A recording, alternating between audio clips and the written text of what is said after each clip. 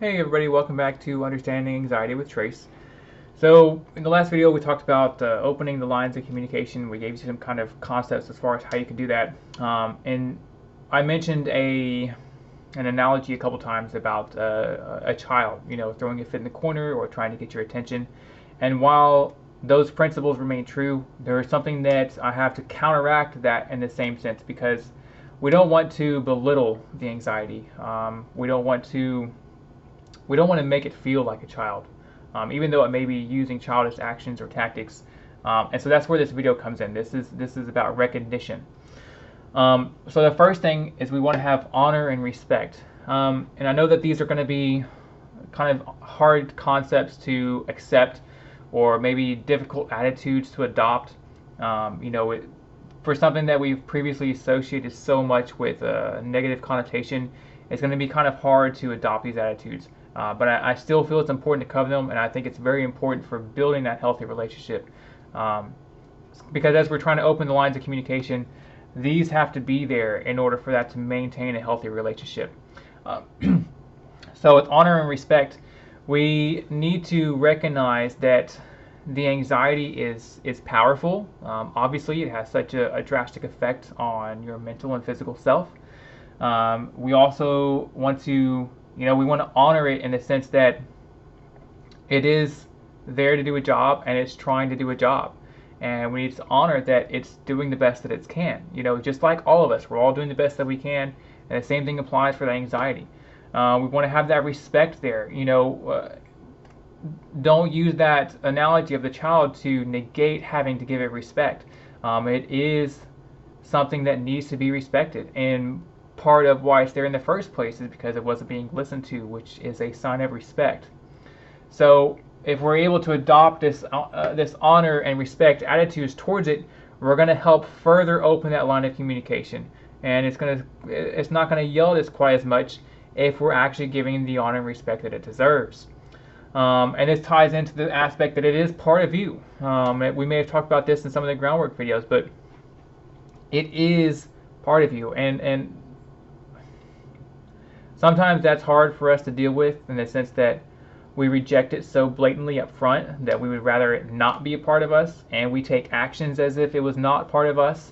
However, that's patently false, and ultimately it makes it feel ostracized, right? If we're trying to open the lines of communication and we want to work with it, we have to give it the honor and respect that it is as part of us as well, in the sense that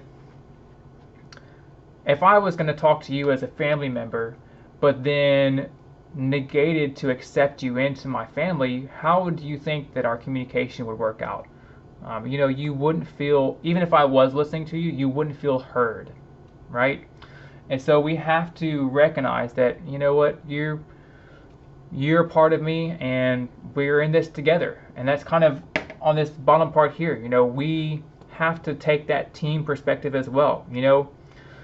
Your anxiety, your ego, your mind, wherever that comes from, whatever you've associated with that, and whatever you quantify as yourself, you're in it together. Whatever experiences that you're having in life is you both experience it, probably in different ways, but you're both in it together. And ultimately, the anxiety is trying to help you. It's trying to do its job. And so if we take that perspective of, it's on my team. I may not like the actions that it's taking on my team, but it's on my team and it's trying. And we have to let it know that, now I'm on your team too. Now I'm recognizing your efforts, and that's part of this acceptance too. We have to say, okay, you know what?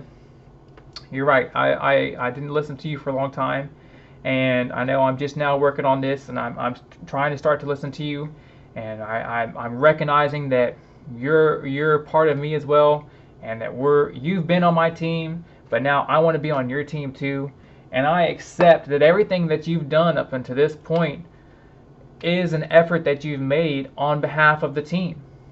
And now that's a concept that's really difficult to accept whenever we're first dealing with anxiety, or even if you're at the earlier stages of this process.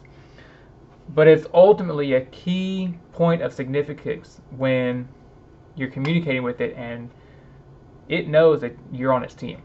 It knows that you recognize its power, that you recognize its efforts, and at some point you're grateful for those efforts. You know, if you've taken that shift from avoidance to opportunity, like we talked about previously, and you've seen all the positive things that have come out from your attempts to work with it and to improve yourself, you can recognize that, you know what, even through all of this yelling and everything, I'm still grateful that you came around because it spurred me to action. And so when we combine all these things up, we're trying to, I would say, elevate the status of the anxiety.